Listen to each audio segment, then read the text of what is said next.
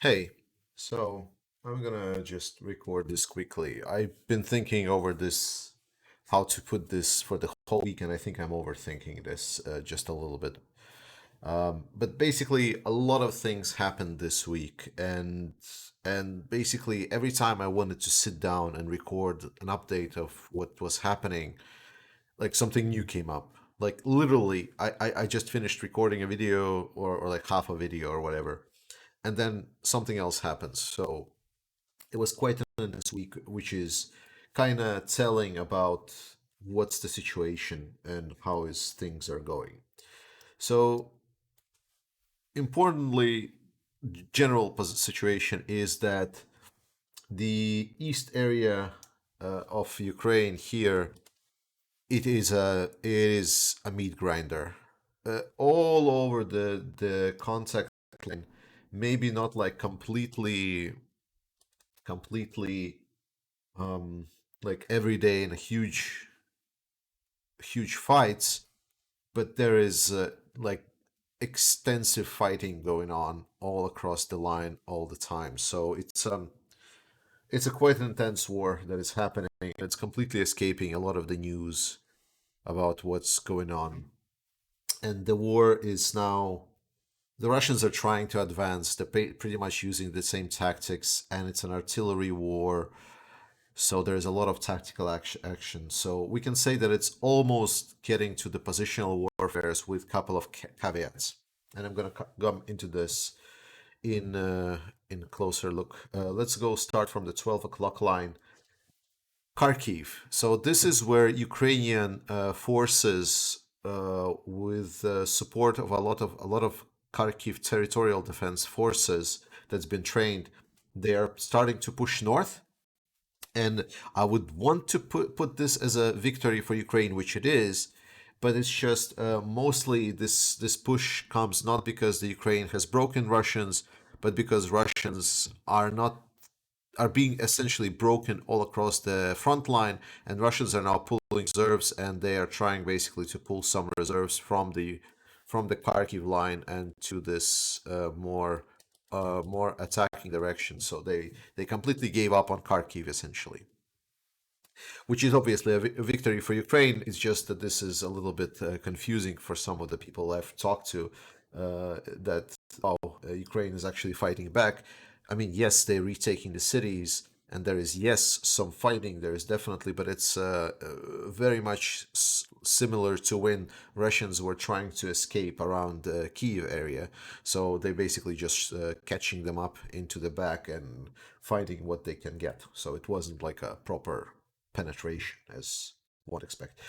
It's still pretty good though. So it's really good news. That means Ukraine is holding well on this direction. So let's go around the Izium direction.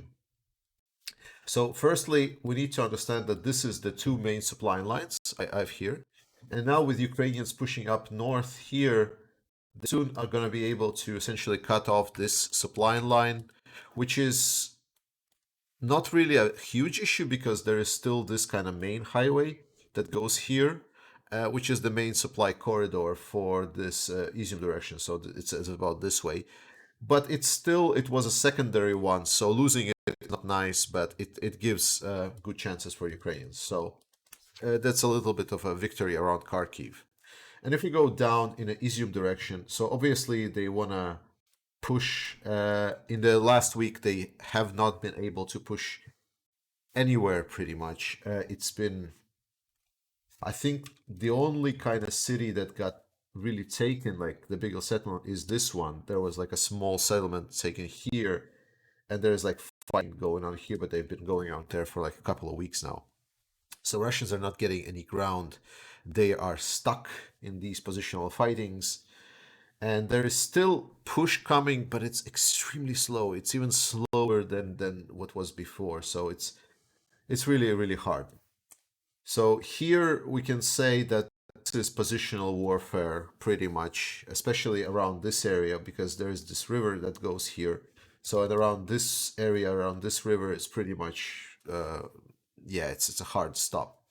So Russians are trying to attack, Ukrainians are defending. And remember, as I said, it's a meat grinder out there, right? So again, it is still expected that Russians might come over because they're throwing demands, the demand power that they have at Ukrainians and getting grind down. But yeah, it's a nasty situation. So quite a bad situation is around this area. So Rubezhne, Severodonetsk. So these cities were on the front line for a while now, and actually calling them cities is actually kind of pushing it. There is a lot of them are basically reduced to rubble, so there is very little to hold on to. So these two cities are actually on the brink. So there is like actually a river here. So we might expect that Ukrainians will fall back across the river to around this area of Lysychansk, because those two cities might fall. So if you see that Rubezhne and Severodonetsk has been, importantly, Russians are claiming they took the cities for about 3 weeks now, and they've said we've taken those cities for those 3 weeks about 2 or 3 times a week, each of the cities. So make sure that the news are confirmed about these two cities. But I would suspect that these cities would kind of go away, and then the fighting would go around Lysychansk. So it's a little bit of a push, but somewhat of a push. And then Popasna is the situation. It's a smaller city. It's a very very smaller city, but it's like this is the city that's been fighting into. It's been right on the front line for the whole campaign. So it's been completely grinded down both ways. There is literally almost nothing left of the city. It's just walls of the buildings standing there. It's not actual buildings anymore. It's a complete. I've seen some pictures from there. It's literally just stone rubble. It's like fighting in a Greek ruins. So it's a very hard situation in Popasna, because the Russians are pushing through because there is not a lot of to defend, and Ukrainians are stopping them. So Popasna might kind of during the next week also go to Russians technically, but we need to understand that this is more of a dot on the map rather than an actual city by now. So this is probably where we're going to see some kind of a movement, so that Popasna will kind of go away. But again, the changes, as you can see, are not that big. Not much is here. I mean, well, except for the whole fighting, but no advance, no movements. And on the south direction, Ukrainians are giving really good job. There is quite a lot of force around this direction, but that force has never had the chance to kind of gather up, because as soon as they started gathering up, it's actually a step here, so there's a lot of open area. So Ukrainians are able to see that quite well with drones and their reconnaissance. So they're striking a lot of supply depots. They've been striking a lot of supply lines. They've recently struck another supply line for this. While there is kind of like a lot of force here, the force is not really going anywhere. So Ukrainians are just effectively stopping this whole flank from advancement, and it's actually just stuck. So nothing is happening here. Before going to Mariupol, I'm just gonna cover Kherson. So in Kherson, Russians wanted to do attack for some reason because someone gave an order. Yeah, we want this. We want like full control of the Kherson oblast. But obviously it was stupid, so they just kind of got their asses kicked. And now uh, Mykolaiv is getting heavily shelled, so like a lot of defenders are stuck within the city, but no advancement here. The Ukrainians are effectively counter attacking and like not letting Russians retake anything. But then again, they also are not pushing anywhere here, so it's a kind of again a meat grinder, but it's a meat grinder both ways with a little bit less action than in the east. And finally, we come to Mariupol. So the Russians are slowly advancing on the Azov steel plant. Today, there was news that Azov Steel was able to get all of the civilian, well, I mean, the ones that survived and the ones that was able civilians out of there. So it is seemed that right now it's only the military there, and it's obviously a tragedy, right?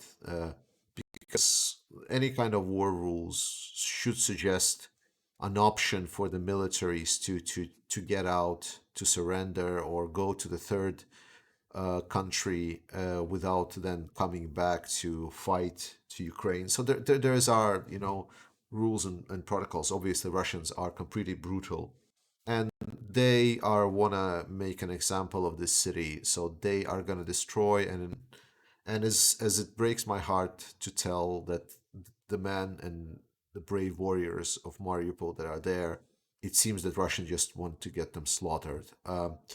Obviously, they defied any of my expectations. I've told you before that a month ago. I said that if we're gonna have this Mariupol still standing a month later, I would be super surprised. Well, now the month has passed, and well, I am more than surprised. I don't even have the words. Just how brave and committed the fighters of Mariupol are.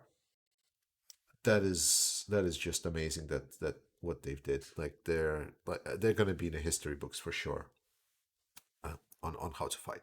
So let's talk about what the Russians are trying to achieve. So obviously, as I said, nothing is happening in the south. Let me just zoom out. So nothing is happening in the Russians' original plan was kind of go like this and go like this. This was like their optimist.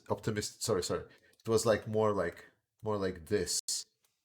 That was kind of their optimistic plan at the start of once they exited Kiev. Now it's kind of looks silly. So after that, they're like, okay, let's adjust. Let's adjust. Let's kind of go here, and then we go here. Sorry, and then we go here and here, and then we kind of go like this, and this is what we're gonna take. But then Ukrainians are like, no, no, no, let's fight it out. So they're like, okay, let's try and adjust. So let's make it something like this, like already.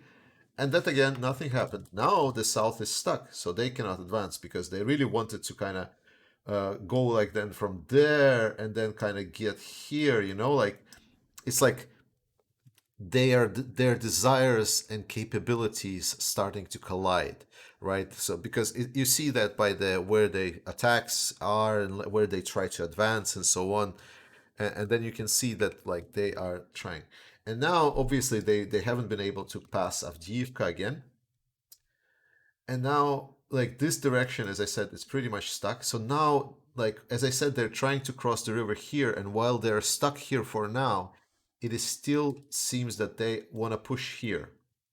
And since they were able to advance to Popasna and they're pushing here, it seems that all of their ambition, remember, from this, it's now all the way back to this. So this is basically what their ambition level has dropped to.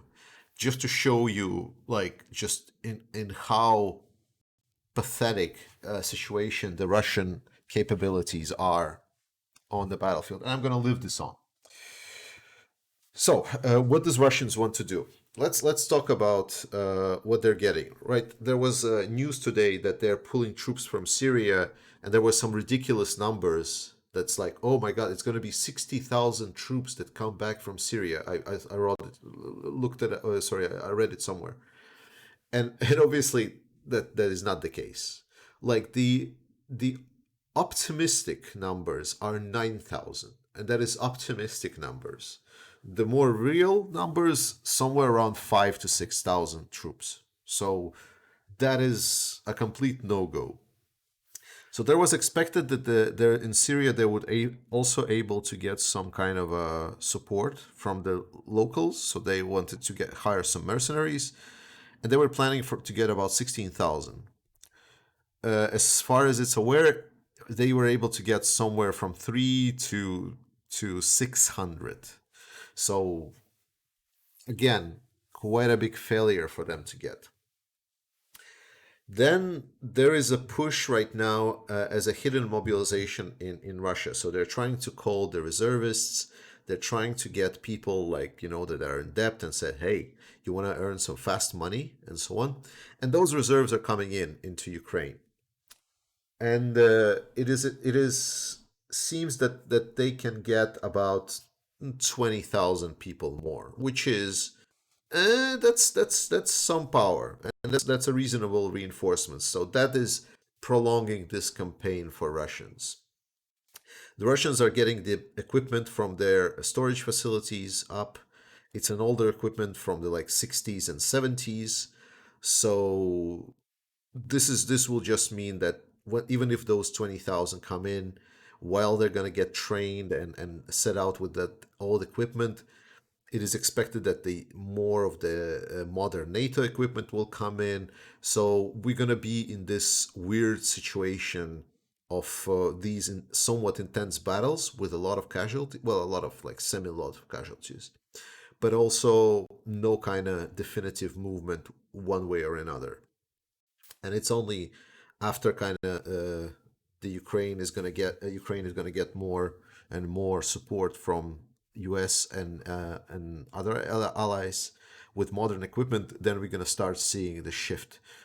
So the analysts are predicting that it's going to happen in eh, about mid June to like start of July, so like around midsummer is where we're going to see some kind of a shift in the positions. But again, that might get prolonged, which is the topic that everyone is talking about.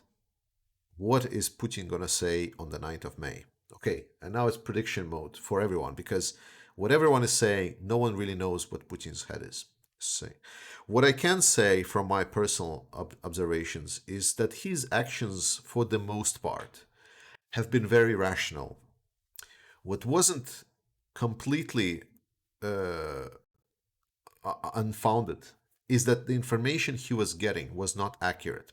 But when you consider, it's like, okay, if the information that he got was, certain unrealistic expectations about Ukraine, but the actions based on that incomplete information was quite rational. So, will he say that there's going to be a war between Ukraine? No, because, well, firstly, he doesn't need to go in any kind of legal frame, because why? Why would he do this? Like, does it give him any benefits? Not really. Like, he doesn't really need it. Like, because the problem is not really getting any kind of legal things sorted out for the Russians. So definitely not war. 9th of May is supposed to be a celebration for the Russians. So the most expected things is that he's gonna recognize Donetsk and Luhansk Oblast as part of Russia, and potentially also say that this region is also now part of Russia. So maybe that one, like, let's say, maybe he's gonna say now this is Russia. Also probably this is Russia. So basically, yeah, whatever they said, so he might just throw it out there and say, yeah, now we are reunited, and now it's like, now this is Russia. Ooh. And there's some sign on this, like for example in Kherson, there's like Russian flags everywhere. They want to introduce ruble in the town. It doesn't really work. It's not really working out, but I mean they're trying to do this. So something like this. And finally, will he mobilize people? And this is a potentially, so I would think that there will not be any kind of declaration of war and open mobilization. I would think that there will be like some kind of a hidden mobilization of the regions that are across Ukraine, close to Ukraine, all of these Russian regions. Because then Putin can mobilize maybe 100 to 200,000 people. If you count in their regular servicemen that just come like every half a year, they start calling for the young people that are 18. It can reach out to 200,000 people, maybe, or so. Absolutely untrained, poorly motivated, poorly supplied, and again, like Russia is already picking up equipment from 60s and 50s. There's a lot of that equipment, but they're picking it up. So the equipment is super fucking old. So despite there's going to be a lot of people, they're going to be very much stuck with the equipment that they're going to have, and the effectiveness is very much doubtful. If he will do this, that will only mean that this world war will just go on more and more into the long phase, and we might expect it's going to drag on until the end of the year. But Russians are definitely pulling every string they're having.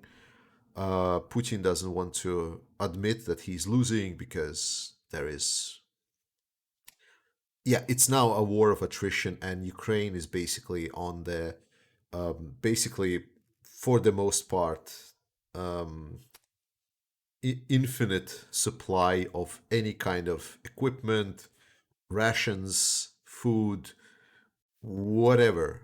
There is very little, uncontrolled situations in Ukraine, like something that can be really dangerous. Like the front line is not really collapsing.